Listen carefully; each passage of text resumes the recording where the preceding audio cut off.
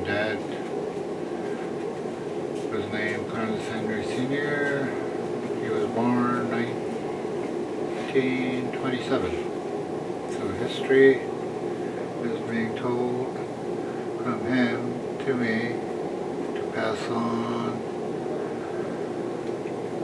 for future generations. Okay, I remember, I think it was 1956, 57, somewhere in between there. There used to be a steamship going up from Kuwait to White Dog.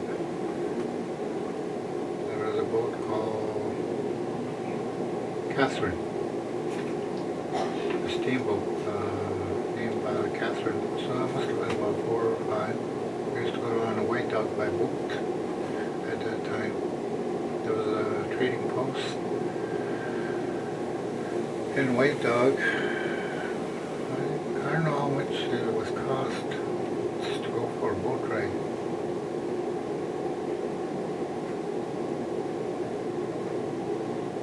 To go up and down the river.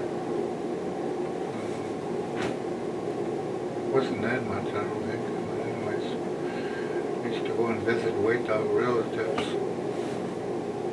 Then come back up 3 days later.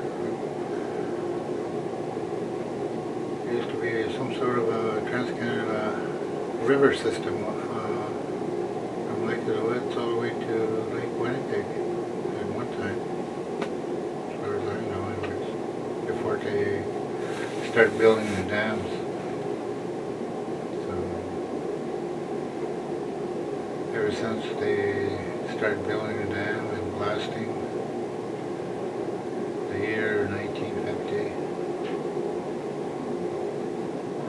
3 years before I was born, they blasted the channel on the reserve, and they blasted on the other side, Myrtle Rapids, so they can, the water can flow towards Maniaci and down Winnipeg River.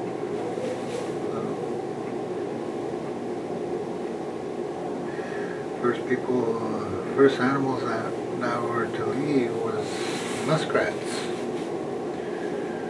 Muskrats were getting flooded out of their homes, and there was a few of our families that lived on the reserve during the 50s, 60s, 70s, 80s. I think my grandpa Roy Henry, he was about one of the last people besides Pete Savage that were living on the river system. In those days, they didn't, it was called ration by INAC. Now, today, it's called welfare. Seems to be easy to get welfare than to go look for work nowadays. First Nations are losing their language, their work ethics, their life skills of surviving in river and bush terrain. Our people used to travel all the way up north just to go and visit. Nowadays, if you don't have a car, you don't go visit. Even your next door neighbor, sometimes you can't even.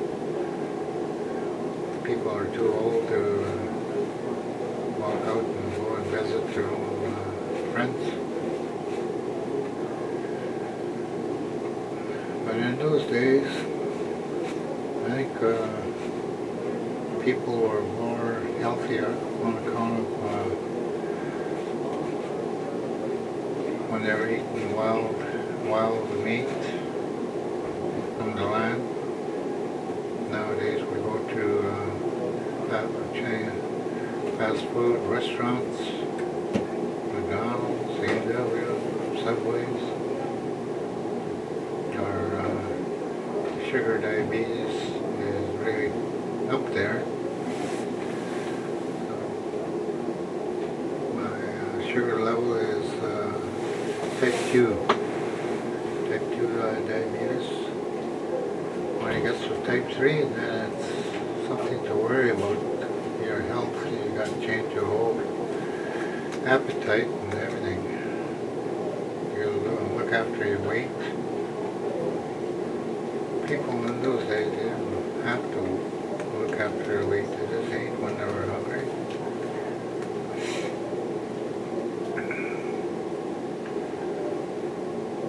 Now, we got nowhere, even though we got a water treatment plant, 2000, we got a water treatment plant. We still have to buy bottled water on account of the river system being contaminated with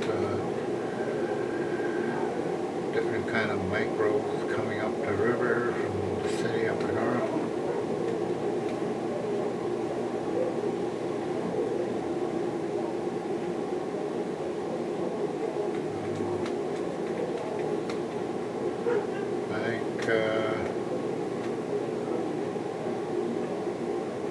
I think we got to fight for our rights for the river system, the highways. Too many highways, too many accidents, too many bridges, train derailments, truckloads of, there's a lot of oil being spilled to clean up in different areas. So we got to find a way of using different kind of fuel to get around. Can walk around, I guess. Go back to walking around, taking a bike.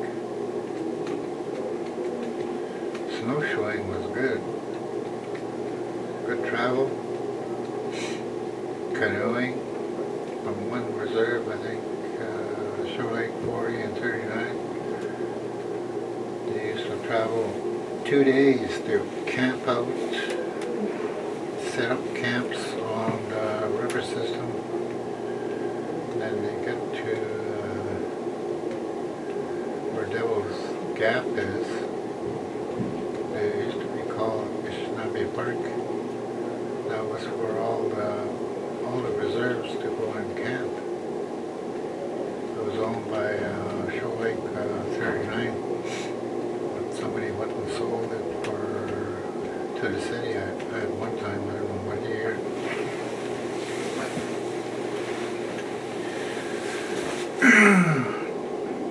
People used to go to the movie theaters to just to go see a show.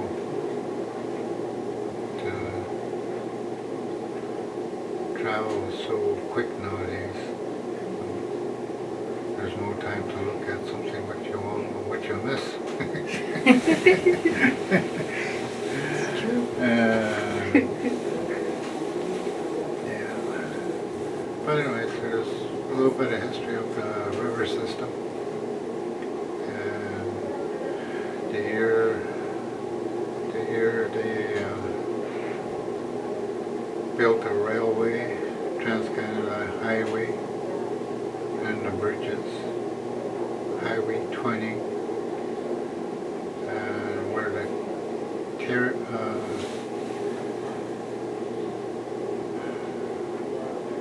we look after the water system from the city of Kenora to Whitetown. And we got neighbors helping us, Menaki. A small town called Menaki. I don't know the meaning of Menaki, but somebody must know the name of a small town like that on the river system. I know last word, okay, is land, but you gotta say those words again, Menaki. Maybe it was like Milwaukee. I don't know. Yeah, there's a lot of different sound, like different dialects and stuff like that. So at one time, whoever named those small towns, rivers, bays, camping grounds. There's even Treaty Island, where people used to go and get their treaty money. If they're not on the reserve, they miss there and they have to go to White Dog, or there's a little island called Treaty Island. I don't know if that's a government place.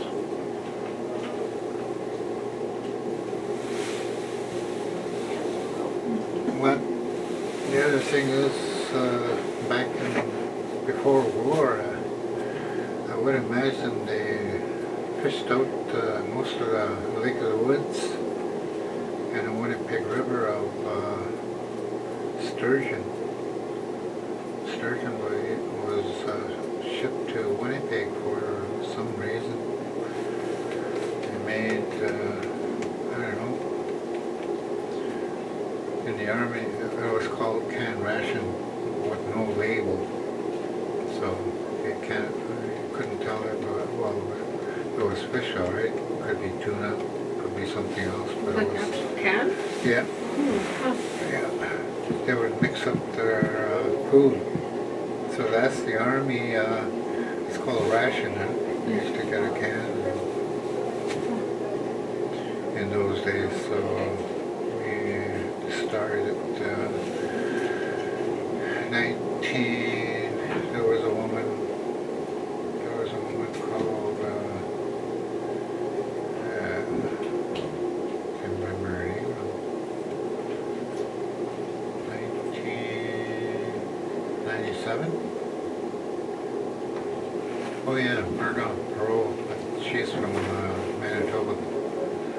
She came over, knocked on my door to show me something, and she asked me what endangered species would be. And I told her right off the bat was sturgeon. They fished out Winnipeg River, black sturgeon itself.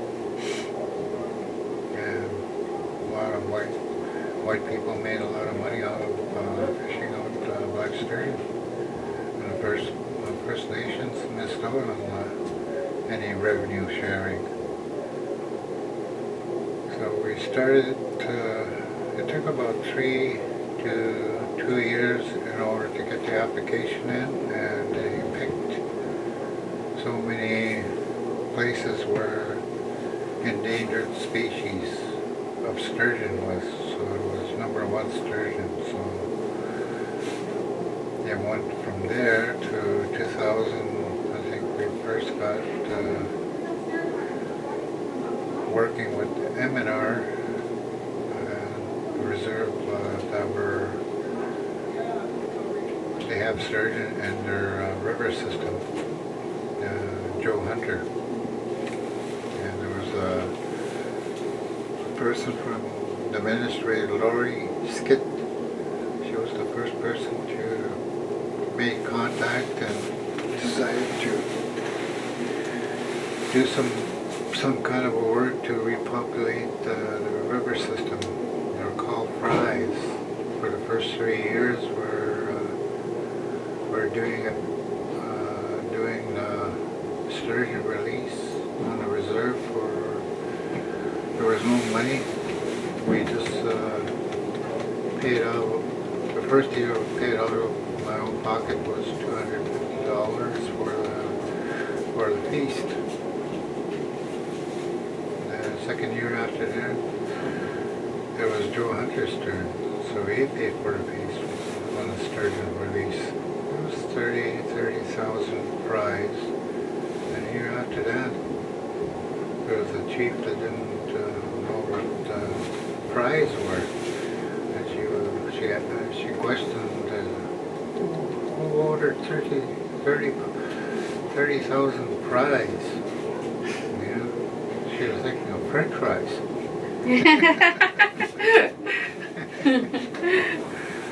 Meanwhile, it's small little sturgeon fries.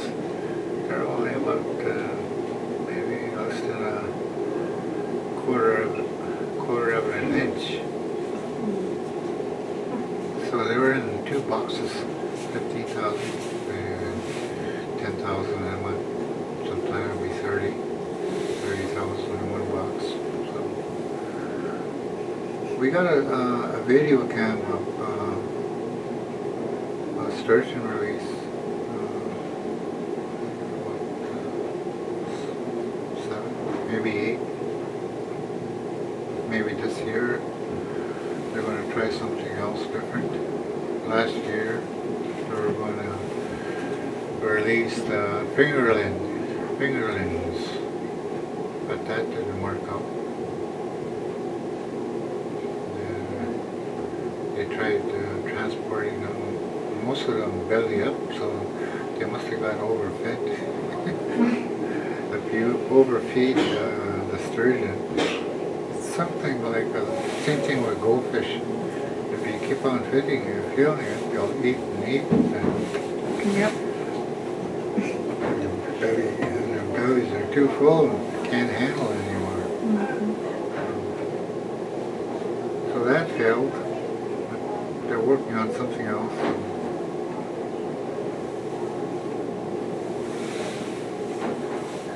So the sturgeon itself, right now the first batch in 2000, they must be about 3 feet, 4 feet long. The ones that survived.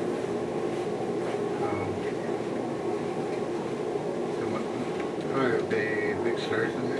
It's hard for the dams. They go through the dams. I don't know if they ever make it back up. There was one with a tag,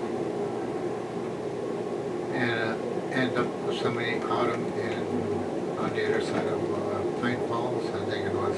Oh, wow. Yeah. Huh. So we got tagged sturgeon on the river system. There seem to be hanging around here, so. That's good. But there's always one missing, so if there's one missing this year on the monitors. They got monitors on the river system. If you go by there, bing, it shows where they're going up the river. That's so cool. If they're going down the river, bing, it shows the tag.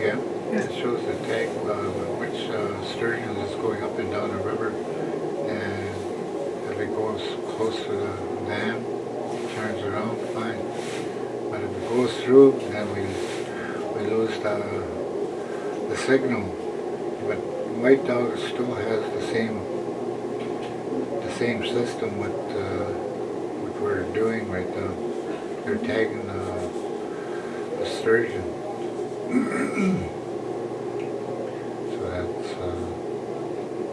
That's one of the things I worked on for the longest time, to bring back the sturgeon. Besides, the only thing that hasn't come back is the muskrats. Because the dams, they flood their homes. So you very hardly see any muskrats. It used to be lots at one time. Not anymore. I think they went east. They're all over Sabisco. We'll go to Sabden. Yeah. Yeah.